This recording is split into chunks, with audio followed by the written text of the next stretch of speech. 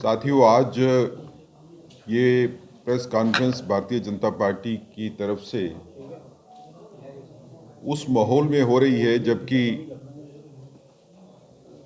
हिंदुओं की आस्था के ऊपर प्रश्न चिन्ह लगाने की कोशिश की जा रही है। आस्था के विषय को राजनीति के साथ जोड़ के उस पे समाज को बांटने की कोशिश की जा रही है।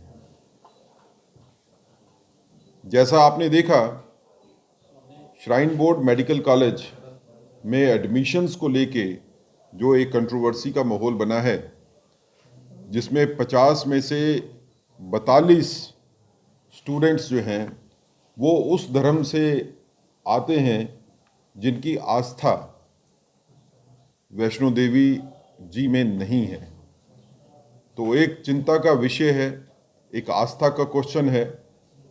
हिंदू समाज में ये आक्रोश है कि वो संस्थान जो डोनेशंस जो श्राइन के नाम पे दी जाती है, उसकी कमाई से अगर मेडिकल कॉलेज बनता है तो उसका इस्तेमाल उसी कम्युनिटी के लिए हो जिसकी आस्था श्राइन में है या जो कंट्रीब्यूट करते हैं डोनेशंस को श्राइन में। और इसको लेके जम्मू में जनता और जम्मू के बाहर भी जनता जो है वो सजग है, आक्रोश में भी है, गुस्सा भी है और किसी हद तक गुस्सा जायज भी है। इसको लेके संघर्ष समिति जो है वो भी बनाई गई है पिछले कुछ दिनों में, और संघर्ष समिति ने भी अपनी इंटेंशंस को, अपनी सोच को सामने रखा है।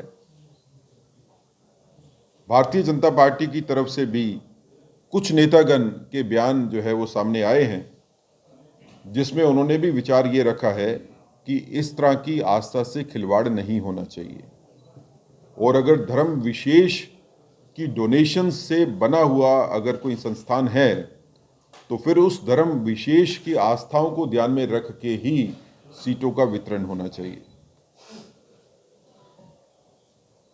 लेकिन इस सारे विषय के ऊपर जो राजनीति की जा रही है, भारतीय जनता पार्टी उसका विरोध करती है। आश्चर्य की बात है कि यहाँ के चीफ मिनिस्टर साहब इस तरह के बयान देते हैं जिससे कि समाज को तोड़ने की कोशिश की जा रही है। क्या उमर साहब सिर्फ कश्मीर के रहने वाले मुसलमानों के चीफ मिनिस्टर हैं या पूरी यूनियन टेरिटरी के चीफ मिनिस्टर हैं? आप सिर्फ एक कम्युनिटी को एड्रेस करना चाहते हैं। भारतीय जनता पार्टी सभी कम्युनिटीज को साथ लेके चलना चाहती है। मुझे चिंता भी है और मुझे आक्रोश भी है कि उमर साहब की स्टेटमेंट आती है कि अगर वैष्णो देवी श्राइन बोर्ड से कश्मीर के बच्चों को एडमिशन नहीं दी जाएगी तो वो बांग्लादेश या तुर्की में जाएंगे एडमिशन लेने के लिए। बांग्लादेश और तुर्की क्यों? आपके दिमाग में वही दो कंट्री क्यों आए जो भारत विरोधी हैं, जो भारत के साथ वैसा व्यवहार करते हैं जो दुश्मन ही कर सकता है? कहने को तो उमर साहब किसी और कंट्री का, इंग्लैंड का, फ्रांस का नाम भी ले सकते थे, लेकिन आपके दिमाग में जो एंटी नेशनल फीलिंग है, जो समाज के खिलाफ फीलिंग है, जो भारत के खिलाफ फीलिंग है, वो उठ के सामने आती है जब आप बांग्लादेश और तुर्की का नाम लेते हैं। ये हमारी अनफॉर्चुनेट हमारे लिए है कि हमारे चीफ मिनिस्टर साहब जो हैं वो इस तरह के व्यक्तित्व वाले व्यक्ति हैं और इस तरह की बयानबाजी के ऊपर जो है वो करने की कोशिश करते हैं। जहां तक ये विषय की बात है तो वो संघर्ष समिति हो या जम्मू का समाज हो या हिंदू समाज हो, भारतीय जनता पार्टी सभी को आश्वस्त करना चाहती है कि आप लोगों की चिंता जो है वो भारतीय जनता पार्टी के ध्यान में है और हम अग्रसर हैं कि इस चिंता का निवारण कैसे करना है। भारतीय जनता पार्टी की राजनीति लोगों के साथ जुड़ी हुई राजनीति है। लोगों के विषयों के मुद्दे उठाना ही नहीं बल्कि उनका निवारण करना भी भारतीय जनता पार्टी जानती है कि कैसे होगा।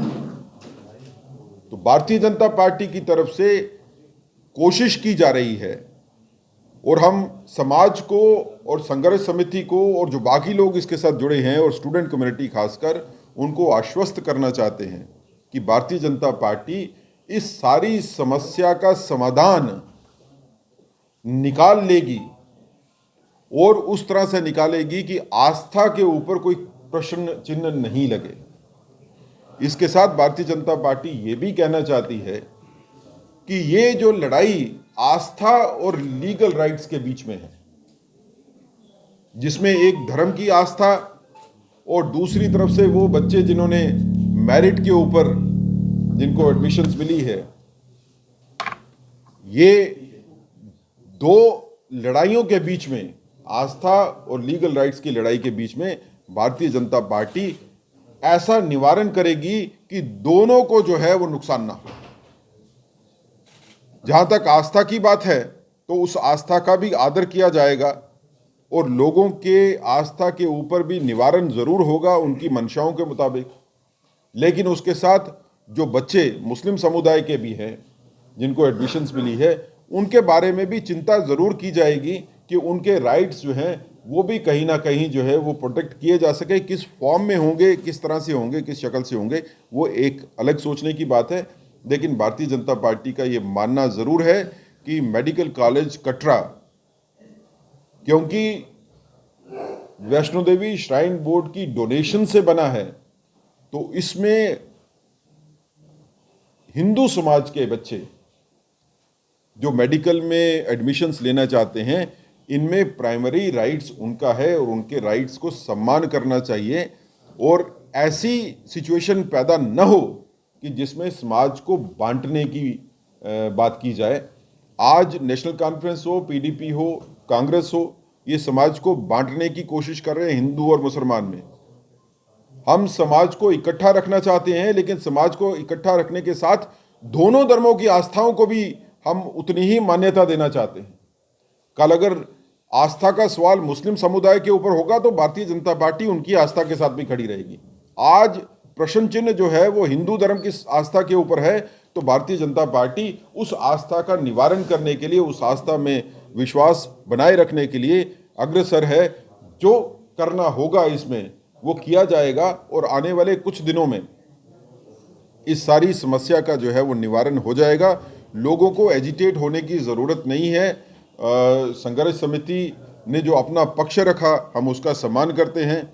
जो बाकी स्टूडेंट्स एसोसिएशंस हो या राजनीतिक दल हो या सामाजिक दल हो, जो वो भी अपनी बात रखी जो उन्होंने आस्था के विषय को लेके, उसका भारतीय जनता पार्टी सम्मान करती है और हम उनके साथ हैं। मैं इसके आगे का विषय अपने भाई सीनियर एडवोकेट अभिनव शर्मा साहब को कहूँगा कि ये अपने इस विषय के ऊपर अपनी बात रखें और उसके बाद अंकुर शर्मा जी को भी रिक्वेस्ट करूँगा कि वो भी अपनी बात रखें। देखिए, जैसा हमारे मुख्य प्रवक्ता ने अभी कहा कि मुख्यमंत्री उमर अब्दुल्ला इस सिचुएशन को एक पॉलिटिकल नज़रिए से देखना चाहते हैं और वो इसमें पॉलिटिक्स डाल के देख रहे हैं ताकि इसमें एक वर्ग और एक डिवीज़न के लोगों को ये इंप्रेशन दिया जाए, या ये जो एडमिशन्स का इशू बना है इसमें एक समुदाय या एक धर्म के खिलाफ एक अप्रोच रखी जा रही है। लेकिन भारतीय जनता पार्टी किसी भी समुदाय के खिलाफ नहीं है, किसी भी धर्म के खिलाफ नहीं है, चूंकि ये एक बहुत सेंसिटिव इशू है। ये मेडिकल कॉलेज माता Vaishno Devi shrine board act बना था 1986 में, 99 में ये यूनिवर्सिटी का एक्ट बना। तो उस समय आप सबको पता है सरकार किसकी थी। जो इस एक्ट में प्रावधान होने चाहिए थे वो डेलिबरेटली नहीं रखे गए। आप देखिए कि ये यूनिवर्सिटी या ये मेडिकल कॉलेज डोनेशंस प्राइमरीली कुछ मुस्लिम धर्म के लोग भी माता वैष्णो देवी जाते हैं, वो भी डोनेट करते होंगे, लेकिन प्राइमरीली मोर देन 99% ये डोनेशन हिंदू समाज के लोग करते हैं। और उस डोनेशन से ही ये यूनिवर्सिटी और ये मेडिकल कॉलेजेस अपनी एडमिनिस्ट्रेशन रन करते हैं, अपने फाइनेंशियल अफेयर्स देखते हैं। तो इसके साथ हिंदुओं की आस्था जुड़ी हुई है और एक एक्सपेक्टेशन थी कि इसमें मेजॉरिटी हिंदू धर्म के बच्चे एडमिशन लेंगे। लेकिन हुआ क्या कि इस मेडिकल कॉलेज को मेडिकल नेशनल काउंसिल की तरफ से रिकॉग्निशन एक स्टेज ऐसी थी तब मिली जब ब्रोशर जो है वो इशू हो चुका था। जो बोपी ब्रोशर इशू करती है, बच्चे उसमें अपने मेडिकल कॉलेज की ऑर्डर ऑफ प्रेफरेंस देते हैं। जम्मू के कुछ बच्चे अपने मेडिकल कॉलेज की ऑर्डर ऑफ प्रेफरेंस में इस मेडिकल कॉलेज का नाम लिखना भूल गए, या जम्मू से बाहर के हिंदू समाज के बच्चे। तो इसकी वजह से हुआ क्या, कुछ ज्यादा मेरिटोरियस बच्चे हिंदू समाज के रह गए क्योंकि उन्होंने इस कॉलेज की प्रेफरेंस ही नहीं दी। और यह भी देखना पड़ेगा कि आप इसको धर्म के साथ मत जोड़ें, आप इसको मेरिट के साथ जोड़ें। जब भी कोई एजेंसी सिलेक्शन करती है, चाहे वो नेशनल मेडिकल बोर्ड एग्जामिनेशन करे, चाहे वो नीट का मेरिट हो, चाहे वो पीएससी, ऑब्जेक्ट होता है मेरिटोरियस बच्चे सिलेक्शन में आने चाहिए। इसमें कहीं मेरिट इग्नोर हुआ है, एक प्रोसीजरल इरेगुलरिटी, मैं तो ये कहूंगा किसी हद तक इलीगलिटी हुई है। तो हम इसको बड़े सेंसिटिव तरीके से भाजपा जो है एक अप्रोच लेके चल रही है ताकि हिंदू धर्म की जो आस्था इस मेडिकल कॉलेज या अपने बच्चों के मेरिट के साथ जुड़ी है उसका भी ध्यान रखा जाए। जिन बच्चों को एडमिशन मिल चुकी है, हम उनके धर्म के साथ उनको नहीं जोड़ना चाहते, जैसा सुनील सेठी जी ने कहा, लेकिन साथ साथ में हम ये भी एक निंदा करते हैं कि जब इस प्रदेश की आईयूटी बना है, इसके मुख्यमंत्री एक ऐसी अप्रोच लेके चल रहे हैं कि ये शायद गुफा के उस पार के मुख्यमंत्री हैं और लोगों के सेंटीमेंट्स के साथ खेलना चाहते हैं, जो हम कतई भी बर्दाश्त नहीं करेंगे। और हम समाज को यही कहेंगे कि एकजुटता रखिए, इस इशू का, इस जो मुश्किल है, जो एक प्रॉब्लम है, इसका समाधान बड़ी जल्द निकलेगा। देखिए, भारतीय जनता पार्टी जम्मू कश्मीर यूटी के मुख्यमंत्री से आज केवल एक ही सवाल पूछना चाहती है, और वो सवाल ये है कि आप मुख्यमंत्री पूरी यूटी ऑफ जम्मू कश्मीर के हैं या केवल कश्मीर के हैं। साथ साथ ये जो एक दुर्भाग्यपूर्ण स्थिति बनी है, परिस्थिति बनी है, इस परिस्थिति को पॉलिटिसाइज और कम्युनलाइज, एक सांप्रदायिक रंग देने का काम स्वयं मुख्यमंत्री कर रहे हैं। उसका कारण उन्हें बताना पड़ेगा। सेठी साहब ने अपने वक्तव्य में डिटेल में बताया कि किस तरीके से रेडिकलाइजेशन को भी जस्टिफाई करने का, एक गलत रास्ता चुने उनके समाज के लोग, उस समाज के लोग, उसे भी जस्टिफाई करने का एक वेल्ड अटेम्प्ट मुख्यमंत्री की तरफ से किया गया तरह तरह के वक्तव्यों के माध्यम से। उमर अब्दुल्ला मुख्यमंत्री साहब को ये समझने की ज़रूरत है कि माता वैष्णो देवी श्राइन यूनिवर्सिटी का जो ओरिजिन है, जो माता वैष्णो देवी श्राइन यूनिवर्सिटी की जो फंडिंग है, वो माता वैष्णो देवी में है। तो अपनी उत्पत्ति, ओरिजिन और अपनी फंडिंग के आधार पे इस यूनिवर्सिटी का एक धार्मिक चरित्र है। क्योंकि इस यूनिवर्सिटी का एक धार्मिक चरित्र है, तो इसीलिए इस संस्थान का एक इंस्टीट्यूशनल पर्पस भी है जो इसे अचीव करना है। तो माता वैष्णो देवी श्राइन यूनिवर्सिटी में अधिकतम और अधिकतर बच्चे अगर हिंदू समाज से हो, तो ही हमें लगता है कि ये यूनिवर्सिटी अपने धार्मिक चरित्र को भी प्रोटेक्ट और प्रिजर्व करके रख पाएगी और अपने इंस्टीट्यूशनल पर्पस को भी अचीव कर पाएगी। इसके लिए पार्टी की तरफ से एक स्पष्ट संदेश दिया जा रहा है कि कानून में संशोधन करके कम से कम ये लिखा जाए कि जो लोग माता वैष्णो देवी श्राइन में आस्था रखते हैं, केवल उन्हीं लोगों को यहाँ पे एडमिशन मिले। इस तरीके से कानून में संशोधन जम्मू कश्मीर की विधानसभा कर सकती है। मेजॉरिटी कम्युनिटी जो राष्ट्रीय स्तर पे है और जम्मू कश्मीर में जो माइनॉरिटी में है हिंदू, उनकी धार्मिक भावनाओं का सम्मान क्या उमर अब्दुल्ला करते हैं? उनकी धार्मिक भावनाओं का सम्मान क्या नेशनल कॉन्फ्रेंस, पीडीपी, कांग्रेस करती है? अगर करती है तो संशोधन करके कानून में लिखा जाए कि माता वैष्णो देवी में आस्था रखने वाले लोगों को ही केवल इन संस्थानों में प्रवेश मिलेगा। इसके साथ साथ we once again want to reiterate कि उमर अब्दुल्ला साहब सिचुएशन को पॉलिटिसाइज या कम्युनलाइज ना करें। हमारे मुख्य प्रवक्ता ने अपनी बात में ये कहा कि you have to balance the rights of the two competing parties, in the sense कि एक धार्मिक भावनाएं और religious rights, religious fundamental rights एक जगह पे हैं, आस्था का सवाल है, और दूसरी जगह पे कुछ बच्चे जो एडमिशन पा गए हैं उनके लीगल राइट्स की बात है। मुख्यमंत्री होने के नाते should adopt a balanced approach. कटाक्ष नहीं करना चाहिए कि इसे माइनॉरिटी इंस्टीट्यूशन घोषित करवा दीजिए, मेरिट पे आए हैं, कानून में ये लिखा है, कानून में वो लिखा है। कटाक्ष मुख्यमंत्री को शोभा नहीं देता, और कटाक्ष ऐसा जो हिंदू समाज की धार्मिक भावनाओं को आहत करने वाला हो। आपको सोल्यूशन की बात करनी चाहिए। आज भारतीय जनता पार्टी ये सुझाव सोल्यूशन के माध्यम से सजेस्ट कर रही है कि जो लोग आस्था रखते हैं वो प्रवेश पाएं, जो आस्था नहीं रखते हैं वो प्रवेश ना पाएं। और भी बहुत स्टेट इंस्टीट्यूशंस हैं, और भी बहुत माइनॉरिटी इंस्टीट्यूशंस हैं, उनमें प्रवेश पाया जाए। और साथ ही साथ जम्मू कश्मीर में हिंदू समाज नोटिफाइड माइनॉरिटी नहीं है, तो इसीलिए यह संस्थान एक माइनॉरिटी इंस्टीट्यूशन नहीं हो सकता। मैं उमर अब्दुल्ला साहब को ये याद करवाना चाहता हूँ कि माइनॉरिटी इंस्टीट्यूशंस जो मुसलमान समाज से लोग संबंध रखते हैं, क्रिश्चियंस हैं, जैन्स हैं, बुद्धिस्ट्स हैं, जो नोटिफाइड माइनॉरिटीज़ हैं, उनके इंस्टीट्यूशंस पूरे देश में व्याप्त हैं। और उन तमाम इंस्टीट्यूशंस में up to a maximum of 50% reservation का प्रावधान है, जो वो माइनॉरिटी इंस्टीट्यूशंस अपनी कम्युनिटी के लिए कर सकते हैं। अगर मुस्लिम इंस्टीट्यूशंस है तो 50, मुस्लिम माइनॉरिटी इंस्टीट्यूशन है तो 50% रिजर्वेशन मुसलमानों के फेवर में उस इंस्टीट्यूशन में ऑलरेडी है, कॉन्स्टिट्यूशनल प्रोविजंस है। तो इस समस्या का समाधान निकालना चाहिए और कटाक्ष नहीं करना चाहिए कि किस तरीके से मेरिट को दरकिनार करके केवल हिंदुओं को दोगे। मैं इसी बात के साथ अपनी वाणी को विराम दूंगा। इससे पहले कि आप सब हमारे मुख्य प्रवक्ता और बाकी प्रवक्ताओं से सवाल करें, मैं इन्हीं की बात से कंक्लूड करूंगा। जिस तरह बात कही है कि उमर अब्दुल्ला साहब जो जम्मू कश्मीर के मुख्यमंत्री हैं वो एक तरफा बात करते हैं।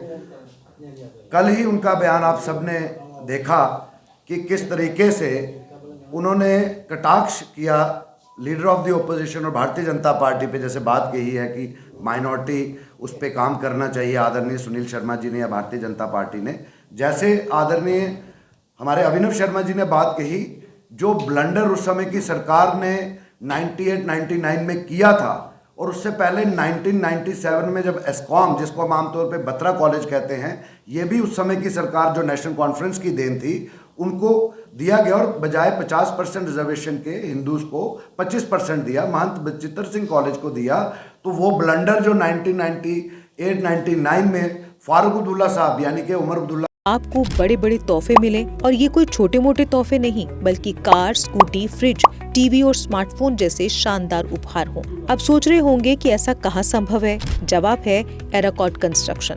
एराकॉट सिर्फ एक हार्डवेयर स्टोर नहीं बल्कि आपका वन स्टॉप हार्डवेयर और होम डेस्टिनेशन है। यहाँ आपको हर साइज और डिजाइन की tiles, sanitary fittings, hardware, kitchen उपकरण और पेंट्स की विशाल रेंज मिलेगी। लेकिन एराकॉट केवल प्रोडक्ट्स ही नहीं देता बल्कि एक ऐसा शॉपिंग अनुभव देता है जो हर बार नया, रोमांचक और आकर्षक होता है। अपने सपनों के घर को सजाने के लिए बिना पैसे खर्च किए यहाँ मिलेगा 3D व्यू की फ्री सर्विस और प्रीमियम होम अप्लायंसेस जैसे चिमनी, गैस चूल्हा, kitchen sink, fridge, AC, washing machine, सब कुछ बेहतरीन क्वालिटी और स्टाइल में। और इस बार एराकॉट लेकर आया है अपने लकी कस्टमर्स के लिए स्पेशल सरप्राइजेस, जिनमें एक Tata Tiago, 2 Activa scooties, 5 smartphones, LED TV, washing machine, fridge और लगेज बैग्स। तो देर किस बात की, आइए शॉपिंग करें, एक्सप्लोर करें और अपने सपनों के बड़े बड़े तोहफे जीतें सिर्फ एराकॉट कंस्ट्रक्शन में, जहां हर शॉपिंग होती है कमाल की और मिलती है फ्री डिलीवरी भी। जम्मू कश्मीर की खबरों के लिए जुड़े रहिए JK अपडेट के साथ।